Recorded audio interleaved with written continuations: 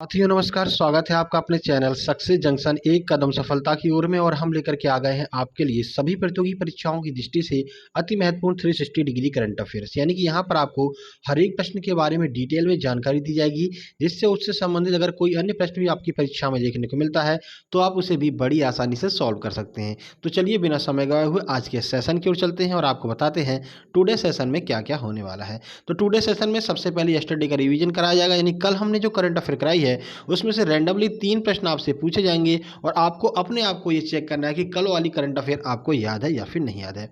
उसके बाद में टुडे करंट अफेयर, आज की करंट अफेयर के महत्वपूर्ण प्रश्नों के बारे में डिटेल में आपको जानकारी दी जाएगी।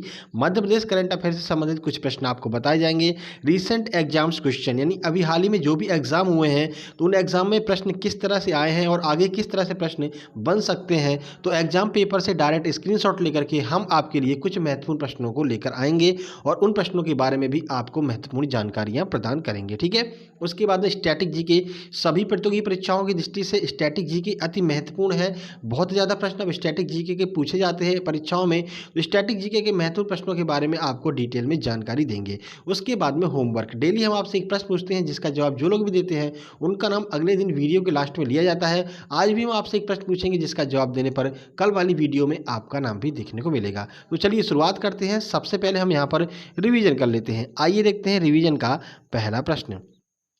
हिमालयन फिल्म फेस्टिवल 2021 का पहला संस्करण कहां पर आयोजित किया गया? जम्मू कश्मीर, लद्दाख, उत्तराखंड या फिर बिहार? आइए आंसर देखते हैं। सही आंसर बी, यानी कि लद्दाख में हिमालयन फिल्म फेस्टिवल 2021 का पहला संस्करण आयोजित किया गया। आइए अगला प्रश्न देखते हैं। इनमें से किन राज्यों के समुद्र तट को ब्लू फ्लैग प्रमाण प्रदान किया गया अभी हाल ही में? तमिलनाडु, पुदुचेरी, गोवा या फिर ए और बी दोनों? आंसर की बात करें, सही आंसर है डी, यानी कि तमिलनाडु और पुदुचेरी, इन दोनों राज्यों के समुद्र तटों को अभी हाल ही में ब्लू फ्लैग सर्टिफिकेट प्रदान किया गया है। ठीक है, इन प्रश्नों के बारे में कल हम आपको डिटेल में जानकारी दे चुके हैं, आज हम इसका रिवीजन मात्र करा रहे हैं। एंजेला मार्केल ने अभी हाल ही में इस्तीफा दे दिया। वे किस देश की चांसलर थीं? Germany, Austria, Canada, New York? Answer की बात करें, सही आंसर है ए, यानी कि जर्मनी की चांसलर थीं एंजेला मार्केल, जिन्होंने अभी हाल ही में इस्तीफा देने की यहाँ पर घोषणा की है। ठीक है, चलिए, सबसे पावरफुल वुमेन लगातार 15 सालों से बनी हुई थी एंजेला मार्केल। आगे बढ़ते हैं और शुरुआत करते हैं 25 सितंबर 2021 टुडे करंट अफेयर महत्वपूर्ण प्रश्न। आइए देखते हैं पहला प्रश्न। भूमि मानचित्रण में तेजी लाने के लिए केंद्र सरकार कितने नए ड्रोन खरीदने की तैयारी कर रही है? 500, 200, 300 या फिर 400? आइए आंसर देखते हैं। सही आंसर बी, यानी कि कुल 200 नए ड्रोन खरीदने की तैयारी कर रही है केंद्र सरकार भूमि मानचित्रण करने के लिए। ठीक है, चलिए कुछ जानकारी आपको देते हैं। तो केंद्र सरकार ने survey of village for mapping improvised technology in village area, अब ये स्वामित्व योजना की फुल फॉर्म हो जाएगी SWAMITVA, याद रखिए इसमें ए ऐड कर लीजिएगा। तो स्वामित्व योजना की फुल फॉर्म क्या है? तो स्वामित्व योजना की फुल फॉर्म है village for mapping improvised technology in village area. ठीक है, ये इसका फुल फॉर्म है। तो याद रखिएगा, स्वामित्व योजना के तहत 200 ड्रोन खरीदने की तैयारी यहाँ पर केंद्र सरकार के द्वारा की जा रही है। ठीक है, आगे बढ़ते हैं। सरकार का लक्ष्य 2024 के अंत तक देश के करीब 6.62 लाख गाँवों का सर्वे और मैपिंग को पूरा करना है। इतने गाँवों का सर्वे और मैपिंग कर ली जाएगी, फिर इसके आधार पर बताया जाएगा कि किस तरह से हमको यहाँ पर कृषि क्षेत्र को और बढ़ावा देना है, कितना यहाँ पर हमें लोन प्रोवाइड करना है। ये सारी चीज़ें जो है अब डिजिटल तरीके से होने वाली है, इसी को ही हम कह रहे हैं डिजिटल इंडिया। ठीक है, स्वामित्व पंचायती राज मंत्रालय की एक केंद्रीय क्षेत्र की परियोजना है। यह प्रश्न परीक्षा में पूछा गया था कि स्वामित्व परियोजना किस मंत्रालय की परियोजना है? तो याद रखिएगा, स्वामित्व परियोजना जो है पंचायती राज मंत्रालय की एक पहल है। ठीक है, सीधा प्रश्न ऐसे ही बनता है एग्जाम्स में। आगे बढ़ते हैं और अगला प्रश्न देखते हैं। 24 नवंबर से 5 दिसंबर तक जूनियर पुरुष विश्व कप हॉकी की मेजबानी कौन सा राज्य करेगा? मध्य प्रदेश, उत्तर प्रदेश, ओडिशा या फिर उत्तराखंड? चलिए आंसर देख लेते हैं। सही आंसर सी, यानी कि ओडिशा यहाँ पर 24 से 5 दिसंबर तक जूनियर पुरुष विश्व कप हॉकी की मेजबानी करने वाला है। आइए देखते हैं किस स्टेडियम में आयोजन किया जाएगा मैचों का। तो उड़ीसा 24 नवंबर से 5 दिसंबर 2021 तक जूनियर पुरुष विश्व कप हॉकी की मेजबानी करने की तैयारी में है।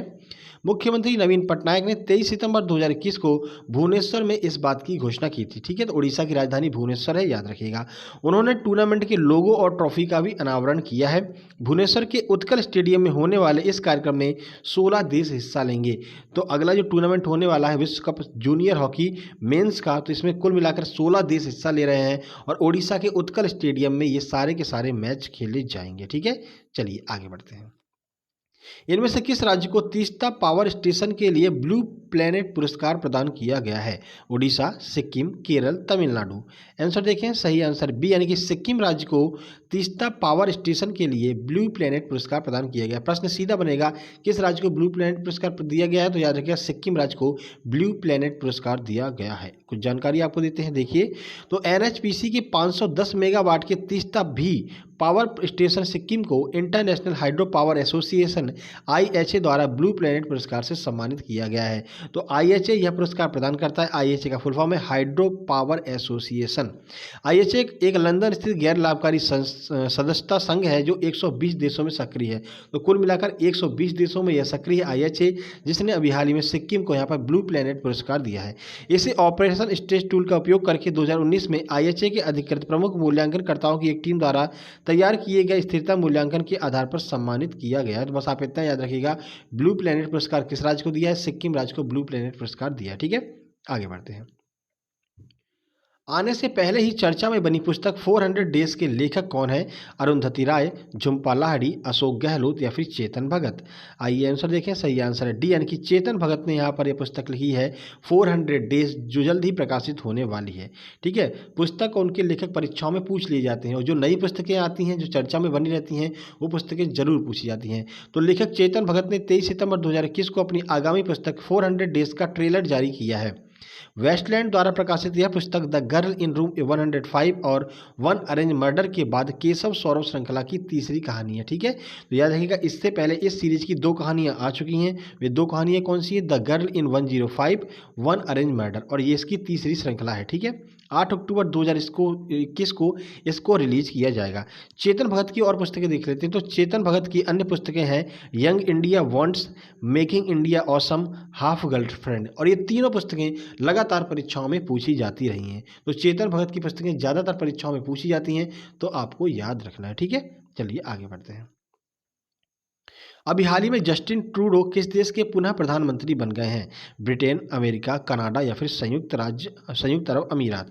आंसर देखें, सही आंसर सी यानी कि कनाडा के पुनः प्रधानमंत्री यहाँ पर बन गए हैं जस्टिन ट्रूडो, और ये बहुत ही सरल और सामान्य व्यक्ति है। ठीक है, इनकी वीडियो आप देखिएगा, यूट्यूब पर सर्च कीजिएगा जस्टिन ट्रूडो सिंपलिटी वीडियो करके, तो वहाँ पर आपको इनकी वीडियो दिख जाएगी। बहुत ही सिंपल और बहुत ही अच्छे इनका व्यवहार है जस्टिन ट्रूडो का, जो पुनः प्रधानमंत्री यहाँ पर बनाए गए हैं कनाडा के। देखिए, तो कनाडा के प्रधानमंत्री जस्टिन ट्रूडो ने देश के प्रधानमंत्री के रूप में सेवा करने के लिए तीसरा कार्यकाल भी जीत लिया है। तो तीसरी बार ये यहाँ पर प्रधानमंत्री बनाए जा रहे हैं। उनकी पार्टी ने 20 सितंबर 2021 का अपना संसदीय चुनाव जीता है। हालांकि 49 वर्ष के जस्टिन ट्रूडो की लेबर पार्टी चुनाव में केवल अल्पसंख्यक सीटें ही जीतने में सफल रही, लेकिन फिर भी जो है इन्होंने कि वही दूसरी पार्टी की सहायता लेकर के अपनी सरकार यहाँ पर बना ली है। कनाडा की बात करते हैं तो कनाडा की राजधानी ओटावा है, याद रखिएगा, यह प्रश्न परीक्षा में पूछा गया है। ठीक है, आगे बढ़ते हैं। इनमें से किसे प्रेस ट्रस्ट ऑफ इंडिया का पुनः अध्यक्ष बनाया गया है? ऐसे प्रश्न जरूर परीक्षाओं में पूछ लिए जाते हैं, जो दोबारा इनको नियुक्ति की जाती है, री अपॉइंटमेंट किया जाता है, तो उनसे संबंधित प्रश्न जरूर पूछे जाते हैं। तो जस्टिन ट्रूडो को याद रखिएगा, इनका भी री अपॉइंटमेंट हुआ है कि जहाँ पे कनाडा के प्रधानमंत्री के रूप में, और जो है इनका जो प्रश्न हम करने जा रहे हैं इनका भी री अपॉइंटमेंट हुआ है। अवीक सरकार, मनोज सिन्हा, अक्षय कुमार या फिर इनमें से कोई नहीं। आंसर देखते हैं, सही आंसर ए यानी कि अवीक सरकार को प्रेस ट्रस्ट ऑफ इंडिया का पुनः अध्यक्ष चुना गया है। देखिए कुछ जानकारी, तो अवीक सरकार को 23 सितंबर 2021 को प्रेस ट्रस्ट ऑफ इंडिया यानी पीटीआई के अध्यक्ष के रूप में पुनः चुना गया है। वे इससे पहले किस पर कार्यरत थे? तो वे एमिरेट्स संपादक और आनंद बाजार समूह प्रकाशक के उपाध्यक्ष भी हैं। सरकार पेंगुइन इंडिया के संस्थापक प्रबंध निदेशक, पेंगुइन बुक्स के भारतीय समकक्ष और बिजनेस स्टैंडर्ड के संपादक भी हैं। तो ये कोई ज़्यादा महत्वपूर्ण जानकारी नहीं है, बस आपको इतना याद रखना, अवीक सरकार को पीटीआई के अध्यक्ष के रूप में री अपॉइंटमेंट किया गया है। बस एक लाइन याद रखिएगा, आपके लिए सफिशिएंट रहेगी एग्जाम्स में। ठीक है, आगे बढ़ते हैं। तो यहाँ से हम शुरू कर रहे हैं स्टैटिक जीके की छुपा रुस्तम क्लास सभी प्रतियोगी परीक्षाओं के लिए अति महत्वपूर्ण प्रश्न। आइए देखते हैं पहला प्रश्न। ये ऐसे प्रश्न होते हैं जो लगातार परीक्षाओं में पूछे जाते रहते हैं। कौन मौलिक अधिकारों पर उचित प्रतिबंध लगा सकता है? देखिए, मौलिक अधिकारों पर उचित प्रतिबंध कौन लगा सकता है, यह आपसे पूछा गया है। उच्चतम न्यायालय, संसद, लोकसभा अध्यक्ष या फिर प्रतिबंध नहीं लगाए जा सकते हैं। आंसर देखिए, सही आंसर है बी, यानी कि संसद के द्वारा मौलिक अधिकारों पर भी प्रतिबंध लगाया जा सकता है। ज़्यादातर परीक्षार्थी यहाँ पर गलत करके आते हैं, डी ऑप्शन लगा करके आते हैं कि मौलिक अधिकारों को कभी नहीं रोका जा सकता। लेकिन याद रखिएगा, उचित अवसर पर, यानी कि जब भारत देश में आपातकाल लग जाता है तो फिर मौलिक अधिकारों को भी रोक दिया जाता है। देखिए, संसद मौलिक अधिकारों पर उचित प्रतिबंध लगा सकती है। अनुच्छेद 13(1) में कहा गया है कि संविधान लागू होने से ठीक पहले भारत के क्षेत्र में लागू होने वाले सभी कानून अगर मौलिक अधिकारों का हनन करते हैं तो वे शून्य माने जाएंगे और इसका अधिकार संसद को प्राप्त है। ठीक है, तो याद रखिएगा, संसद जो है मौलिक अधिकारों पर उचित प्रतिबंध लगा सकती है और जो मौलिक अधिकार है वो सर्वोच्च है। ठीक है, कोई भी अन्य कानून जो है वो मौलिक अधिकारों के सामने जीरो हो जाएगा अगर वो मौलिक अधिकारों का हनन करेगा। ठीक है, तो मौलिक अधिकार सभी कानूनों में सर्वोच्च है, ये भी आपको याद रखना है। ठीक है, व्याख्या करने का अधिकार किसके पास में है? तो संसद के पास में यह अधिकार है। आगे बढ़ते हैं। भारतीय संविधान की प्रस्तावना को किसने भारतीय संविधान की राजनीतिक कुंडली के रूप में वर्णित किया है? याद रखिएगा, राजनीतिक कुंडली किसने कहा है, यह पूछा जा रहा है आपसे। ठाकुर भार्गव, डॉक्टर भीमराव अंबेडकर, के एम मुंशी या फिर इनमें से कोई नहीं। आंसर देखिए, सही आंसर सी, यानी कि कन्हैयालाल मानिकलाल मुंशी ने भारतीय संविधान की प्रस्तावना को भारतीय संविधान की राजनीतिक कुंडली कहा है। देखिए, तो कन्हैयालाल मुंशी ने भारतीय संविधान की प्रस्तावना को भारतीय संविधान की राजनीतिक कुंडली बताया है। प्रस्तावना नेहरू के उद्देश्य संकल्प पर आधारित है। आपको पता होगा, पंडित जवाहरलाल नेहरू ने अपना उद्देश्य प्रस्ताव पारित किया था, उसी के आधार पर प्रस्तावना का निर्माण किया गया है। याद रखिएगा, नेहरू ऑप्शन में आए तो पंडित जवाहरलाल नेहरू उद्देश्य प्रस्ताव से संबंधित है, यही आपको ऑप्शन में लगाना है, मोतीलाल नेहरू नहीं लगाना है। कई बार यह गलतियां की हैं परीक्षार्थियों ने कि मोतीलाल नेहरू को आंसर लगा कर आए हैं उद्देश्य प्रस्ताव में, पर याद रखिएगा उद्देश्य प्रस्ताव जवाहरलाल नेहरू लेकर के आए थे। ठीक है, उसी के आधार पर यहाँ पर प्रस्तावना का निर्माण हुआ है। आगे बढ़ते हैं। भारत की पहली सी प्लेन या फिर जल विमान सेवा किस राज्य में शुरू की गई है?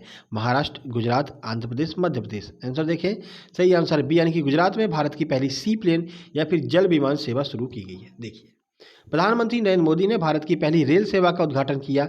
सी प्लेन जल निकाय और भूमि दोनों पर गमन कर सकता है, जिससे व्यापार और पर्यटन के अवसर उपलब्ध होंगे। ठीक है, तो जो सी प्लेन है वो आपका जल में भी गमन कर सकता है और भूमि पर भी गमन कर सकता है। ठीक है, चलिए आगे बढ़ते हैं और अगले सेगमेंट की ओर चलते हैं। अगला सेगमेंट है हमारा RRB NTPC UPSC PET SSC CGL 2021 में आए हुए प्रश्न सीधे एग्जाम पेपर से स्क्रीनशॉट लेकर के हम आपके लिए आए हैं। तो आइए देखते हैं, आज हम यहाँ पर डिस्कस करने वाले हैं जो आपका 5 फरवरी 2021 को एनटीपीसी रेलवे का एग्जाम हुआ था, उसके महत्वपूर्ण प्रश्नों के बारे में। आइए देखते हैं पहला प्रश्न। पारा का सामान्य नाम क्या है? ठीक है, या फिर पारा का जो वैज्ञानिक नाम होता है वो क्या होता है? Quicksilver, white lead, zinc white या फिर पर्ल एस। सही आंसर ए, यानी कि पारा को क्विक सिल्वर के नाम से भी जाना जाता है, हालांकि इसमें सिल्वर का अयस्क कहीं पर भी देखने को नहीं मिलता। ठीक है, चलिए पारा की बात कर लेते हैं। तो समूह डी का ये जो है अंतिम तत्व है पारा, जिसे हम जिसका जो सूत्र होता है वो Hg होता है। ठीक है, यह एकमात्र ऐसी धातु है जो द्रव अवस्था में पाई जाती है, और यह प्रश्न कई बार परीक्षाओं में पूछा गया है कि एकमात्र ऐसी धातु जो द्रव अवस्था में पाई जाती है कौन सी है? तो आपको आंसर लगाना है पारा एकमात्र ऐसी धातु है जो द्रव अवस्था में पाई जाती है। ठीक है, चलिए आगे बढ़ते हैं और अगला प्रश्न देखते हैं। इसका जो परमाणु क्रमांक है, याद रखिएगा 80 परमाणु क्रमांक है पारा का, परमाणु क्रमांक भी पूछा जा सकता है। ठीक है, चलिए सोडा वाटर में कौन सी गैस पाई जाती है? फ्रेऑन, हाइड्रोजन, नाइट्रोजन या फिर कार्बन डाइऑक्साइड। सही आंसर है डी, यानी कि कार्बन डाइऑक्साइड जो है वो सोडा वाटर में पाई जाती है। तो आपको बता दें कि व्यापम में एक बार प्रश्न पूछा गया था कि शीतल पेय पदार्थों में कौन सी गैस भरी रहती है? तो याद रखिएगा, शीतल पेय पदार्थ हो या फिर सोडा वाटर हो, कोई भी पेय पदार्थ जो कि मतलब कोल्ड ड्रिंक वगैरह होती हैं, इनमें कार्बन डाइऑक्साइड गैस भरी रहती है। जैसे ही आप ढक्कन खोलते हैं तो कार्बन डाइऑक्साइड वायु से क्रिया करती है और आपको बुलबुले यहाँ पर दिखाई देते हैं। तो ऐसे भी प्रश्न बनता है कि कोल्ड ड्रिंक वाले बॉटल्स को खोलने पर बुलबुले क्यों दिखाई देते हैं? इसका आंसर होगा कार्बन डाइऑक्साइड का वायु से क्रिया करने की वजह से बुलबुले हमको दिखाई देते हैं। ठीक है, तो कार्बन डाइऑक्साइड सोडा वाटर में पाई जाती है। अगला प्रश्न देखते हैं। कान्हा टाइगर रिजर्व कहाँ पर स्थित है? तेलंगाना, मध्य प्रदेश, उत्तर प्रदेश या फिर महाराष्ट्र में? तो सही आंसर है यहाँ पर बी, यानी कि मध्य प्रदेश में मध्य प्रदेश में कान्हा टाइगर रिजर्व स्थापित है, जो कि 1955 में इसकी स्थापना की गई थी। मध्य प्रदेश के मंडला जिले में यह स्थित है और स्पेशली यह बाघ के लिए प्रसिद्ध है। ठीक है, तो बाघ के लिए कान्हा टाइगर रिजर्व प्रसिद्ध है। कहाँ पर है? मंडला में 1955 स्थापना। यहाँ पर अक्षय कुमार, सोनाक्षी सिन्हा और जो आपके महेंद्र सिंह धोनी है, कई लोग टाइगर को देखने के लिए यहाँ पर आ चुके हैं कान्हा टाइगर रिजर्व मध्य प्रदेश में। आगे बढ़ते हैं। चीन ने अपने कृत्रिम सूर्य के लिए इनमें से किस तकनीकी का उपयोग किया है? नाभिकीय विखंडन, गुरुत्वाकर्षण बल, नाभिकीय संलयन या फिर विद्युत चुम्बकीय प्रेरण? सही आंसर सी, यानी कि नाभिकीय संलयन का उपयोग किया है चीन ने अपने कृत्रिम सूर्य को बनाने के लिए। चीन ने कहा देखो भाई ऐसा है, हमारा तो अपना अलग सूर्य होगा, ठीक है, अपना अलग ही जहाँ होगा हमारा, ठीक है, चीन ने ऐसा कहा है। और चीन ने अपना एक सूर्य बनाया है जिस सूर्य में नाभिकीय संलयन का उपयोग यहाँ पर किया गया। आपको पता है हाइड्रोजन हीलियम में परिवर्तित होती है नाभिकीय संलयन के माध्यम से, सूर्य में ऊर्जा का स्रोत है। ठीक है, प्रश्न ऐसे ही बनता है कि सूर्य में ऊर्जा का स्रोत क्या है? तो नाभिकीय संलयन जो है वो सूर्य में ऊर्जा का स्रोत होता है। ठीक है, दो अणु आपस में मिलकर के एक परमाणु का निर्माण करते हैं, नाभिकीय संलयन की प्रक्रिया चलती है और ऊर्जा का ऊष्मा का निर्माण यहाँ पर होता है। ठीक वही प्रक्रिया यहाँ पर चीन ने अपनाई है और अपने कृत्रिम सूर्य में नाभिकीय संलयन का यहाँ पर जो है यूज किया है। ठीक है, चलिए आगे बढ़ते हैं।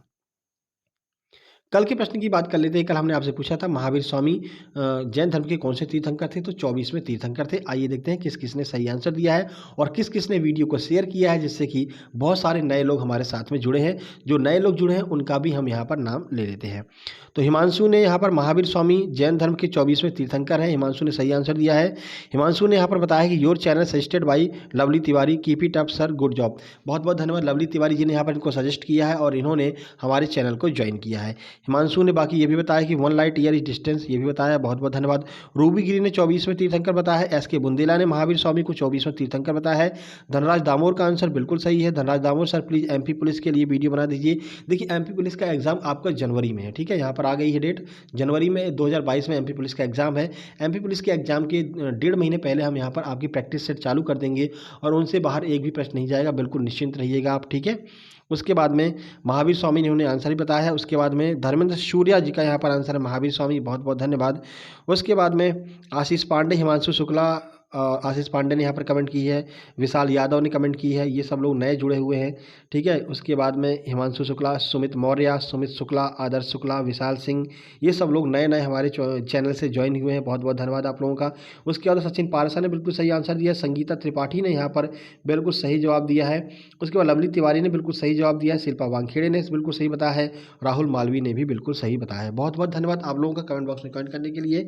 ऐसे कमेंट करते रहिए। आइए देखते हैं आज का प्रश्न क्या है जिसे आपको कमेंट बॉक्स में कमेंट करना है। देखिए, अजंता और एलोरा की गुफाएं किस राज्य में स्थित हैं, यह आपको कमेंट में कमेंट करना है। ठीक है, इसे भारत की इकोनॉमिकल कैपिटल भी कहा जाता है। अब तो आप समझ ही गए होंगे। तो अजंता और एलोरा की गुफाएं किस राज्य में स्थित हैं, कमेंट बॉक्स में कमेंट कीजिएगा। वीडियो पसंद आया वीडियो को लाइक कीजिए, दोस्तों के पास शेयर कीजिए, चैनल को सब्सक्राइब करके नोटिफिकेशन बेल जरूर दबा लीजिएगा। जल्द ही मिलते एक नई वीडियो में, तब तक के लिए नमस्कार, धन्यवाद।